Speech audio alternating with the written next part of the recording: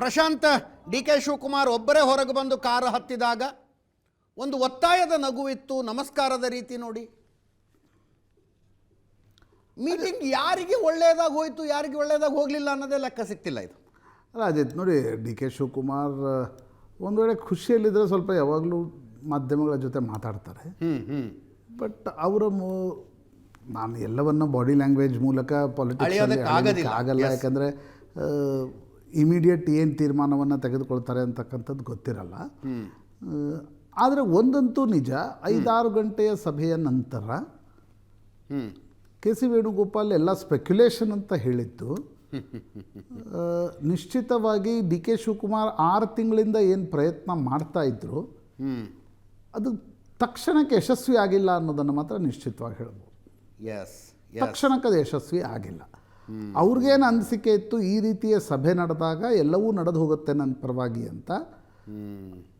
ಈ ರೀತಿಯ ಪತ್ರಿಕಾಗೋಷ್ಠಿಯಲ್ಲಿ ಅದು ಹೊರಗಡೆ ಬರಬೇಕು. ಕರೆಕ್ಟ್. ಈ ಚರ್ಚೆ ನಡೀತು ಅನ್ನೋದು, ಅಥವಾ ಈ ಚರ್ಚೆ ನಡೀತು ಅಂತ ಹೇಳಬೇಕಾಗಿಲ್ಲ, ಬಟ್ ನಮ್ಮದೊಂದು ತೀರ್ಮಾನ ಅಂತಕ್ಕಂಥದ್ದು ಹೊರಗಡೆ ಬಂದರೆ ಮಾತ್ರ ಅದು 100% ಯಶಸ್ಸು ಡಿ ಕೆ ಶಿವಕುಮಾರ್ಗೆ ಅಂತ ಹೇಳ್ಬೋದು. ಬಟ್ ಕೆ ಸಿ ವೇಣುಗೋಪಾಲ್ ಹೇಳಿದ ಪರಿಯನ್ನು ಗಮನಿಸಿದಾಗ, ಆ್ಯಂಡ್ ಅವರು ಅದನ್ನು ಪಬ್ಲಿಕ್ಲಿ ಎಕ್ನಾಲೇಜ್ ಮಾಡಲಿಕ್ಕೂ ರೆಡಿ ಇರಲಿಲ್ಲ, ಈ ಬದಲಾವಣೆಯ ಬಗ್ಗೆ ಚರ್ಚೆ ನಡೆದಿದೆ ಅನ್ನೋದು. ಪ್ರಶ್ನೆನೂ ಕೇಳಬೇಡಿ ಅಂದ್ಬಿಟ್ರು. ಅಲ್ಲ, ಅದು ಸ್ಪೆಕ್ಯುಲೇಷನ್ ನೀವು ಮಾಡ್ತಾ ಇರೋದು ಅಂತ ಹೇಳಿದರು. ಅದರ ಅರ್ಥ ಡಿ ಕೆ ಶಿವಕುಮಾರ್ ಪರವಾಗಿ ಇಮಿಡಿಯೇಟ್ ಆಗಿ ಯಾವುದೇ ತೀರ್ಮಾನ ಆಗಿಲ್ಲ ಅಂತಕ್ಕಂಥದ್ದು. ಓಕೆ. ಬಟ್ ಸಿದ್ದರಾಮಯ್ಯನವರು ಕೂಡ ಭಾಳ ಏನು ಖುಷಿ ಇರಲಿಲ್ಲ.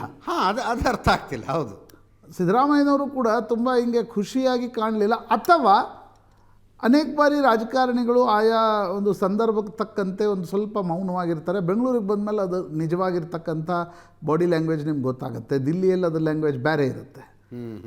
So let's wait Ajit. ಯಾಕಂದರೆ ಇದು ಏನು ಗೊತ್ತಾ, ಅಂತಿಮವಾಗಿ ಹಾರ್ಸಸ್ ಮೌತ್ಗಳು ಯಾರಿಗಾದರೂ ವಿಷಯಗಳನ್ನು ಹೇಳಿದೆ, ಪತ್ರಕರ್ತರಿಗೋ ಆಪ್ತರಿಗೋ ಹೇಳಿದೆ, ಇವು ಪ್ರಾಕ್ಟಿಕಲ್ ಆಗಿ ಹೊರಗಡೆ ಬರೋಲ್ಲ. ಜನ ಅಂದ್ಕೊಂಡ್ಬಿಡ್ತಾರೆ ಹೊರಗಡೆ ಬಂದ ತಕ್ಷಣ ಪತ್ರಕರ್ತರಿಗೆ ಫೋನ್ ಮಾಡಿ ಹೇಳ್ತಾರೆ ಅಂತ.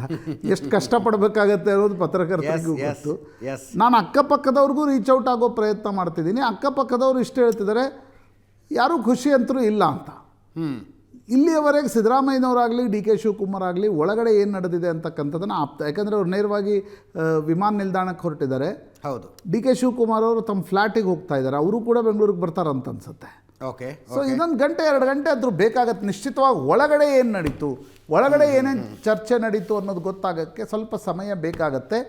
ಕೆ ಸಿ ವೇಣುಗೋಪಾಲ್ ಕೂಡ ಸ್ವಲ್ಪ ಹೊತ್ತಿನ ಮುಂಚೆ ತಮ್ಮ ಆಪ್ತರ ಬಳಿ ಹೇಳಿರ್ತಕ್ಕಂಥದ್ದು, ಯಾವುದೇ ಕಾರಣಕ್ಕೂ ಕೂಡ ಇಬ್ಬರನ್ನು ನಾವು ಹಿಯರ್ ಮಾಡಿದ್ದೀವಿ, ಏನೇ ತೀರ್ಮಾನವನ್ನು ತೆಗೆದುಕೊಂಡಿಲ್ಲ ಅನ್ನೋ.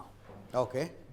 ಅಂದರೆ ಹೆಚ್ಚು ಕಡಿಮೆ 6-6.5 ತಾಸಿನ ಸಭೆ ಇಬ್ಬರನ್ನು ಕೇಳಿಸ್ಕೊಂಡಿದ್ದಾರೆ ಅಷ್ಟೇ. ಇಬ್ಬರನ್ನು ಕೇಳಿಸ್ಕೊಂಡಿದ್ದಾರೆ, ಚರ್ಚೆ ನಡೆದಿದೆ, ಜೊತೆಗೆ ಹೋಗಬೇಕು ಅಂತಕ್ಕಂಥದ್ದನ್ನು ಹೇಳಲಾಗಿದೆ. ಬಟ್ ಅದರ ಅರ್ಥ ಏನು, ಇಮಿಡಿಯೇಟ್ ಆಗಿ ಸಿದ್ದರಾಮಯ್ಯನವರ ಕುರ್ಚಿಗಂತೂ ಯಾವುದೇ ರೀತಿಯಾಗಿರ್ತಕ್ಕಂಥ ಥ್ರೆಟ್ ಇಲ್ಲ ಅನ್ನೋದು ಅದರ ಅರ್ಥ. ರೈಟ್. ಬಟ್ ಅದು ಏನು ಆ್ಯಕ್ಚುಲಿ ತೀರ್ಮಾನ ತೆಗೆದುಕೊಳ್ಳಲಾಗಿದೆ, ಏನು ಚರ್ಚೆ ನಡೆದಿದೆ ಅನ್ನೋದು ಸ್ವಲ್ಪ ಹೊತ್ತಿನ ನಂತರ ಸ್ಪಷ್ಟ ಆಗಲಿದೆ ಅಜಿತ್. ಓಕೆ. ಇನ್ಯಾರೋ ಮಾಹಿತಿ ಹೇಳಿದ್ರು ನನಗೆ, ರಾಜ್ಯಸಭೆ ವಿಷಯ ಬಂತು, ಅದನ್ನು ಮಲ್ಲಿಕಾರ್ಜುನ ಖರ್ಗೆ ಅವರು ಫೈನಲ್ ಮಾಡಲಿ ಅಂದರು. ವಿಧಾನ ಪರಿಷತ್ತಿನ ವಿಷಯ ನಾನೇ ಫೈನಲ್ ಮಾಡ್ತೀನಿ ಅಂತ ರಾಹುಲ್ ಗಾಂಧಿ ಅವರು ಅಂದ್ರಂತೆ. ಕ್ಯಾಬಿನೆಟ್ ರೀಶಫಲ್ ಅಲ್ಲ, ಉಳಿದ 3 ಸ್ಥಾನಗಳನ್ನು ತುಂಬಿಕೊಳ್ಳೋದು. 2 ಡಿ ಕೆ ಶಿವಕುಮಾರ್ ಅವರು ಹೇಳಿದವರು ಆಗ್ತಾರೆ, 1 ಸಿದ್ದರಾಮಯ್ಯನವರು ಹೇಳಿದವರು ಆಗ್ತಾರೆ ಅಂತ. ಅದರ ಅರ್ಥ ಏನು ಅಜಿತ್?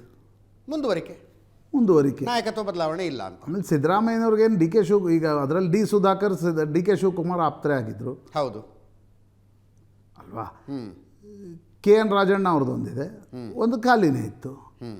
ಹೀಗಾಗಿ ಆ ಒಂದು ಸಣ್ಣ ಮಟ್ಟದ ವಿಸ್ತರಣೆ ಕಾಂಗ್ರೆಸ್ನಲ್ಲಿ ಏನೂ ಭಾಳ ಬದಲಾವಣೆಗೆ ಕಾರಣ ಆಗಲ್ಲ. ಕರೆಕ್ಟ್. ಬಟ್ ಅದು ಆ ವಿಸ್ತರಣೆ ಅವಕಾಶ ಹೈಕಮಾಂಡ್ ಕೊಟ್ಟಿದೆ ಅಂತಾದರೆ ಸಿದ್ದರಾಮಯ್ಯನವರ ಮುಂದುವರಿಕೆ ಅನ್ನೋ ಅರ್ಥ ಬರುತ್ತೆ. Which is definitely A set back for D K Shivakumar. ಹೌದು. ಸೊ ಅಂದರೆ ಗೊತ್ತಿಲ್ಲ ನನಗೆ, ನಾವು ಇನ್ಫಾರ್ಮೇಷನ್ ಆಧಾರದ ಮೇಲೆ ನಾವು ವಿಶ್ಲೇಷಣೆಗಳನ್ನ ಮಾಡ್ತಾ ಹೋಗ್ಬೋದು. But let's wait till concrete something comes out of horses mouth.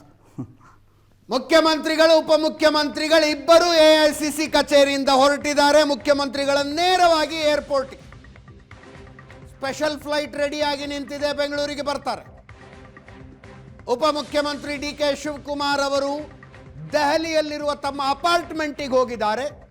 ಅವರು ಕೂಡ ಇವತ್ತು ಹೊರಟು ಬರಬಹುದು.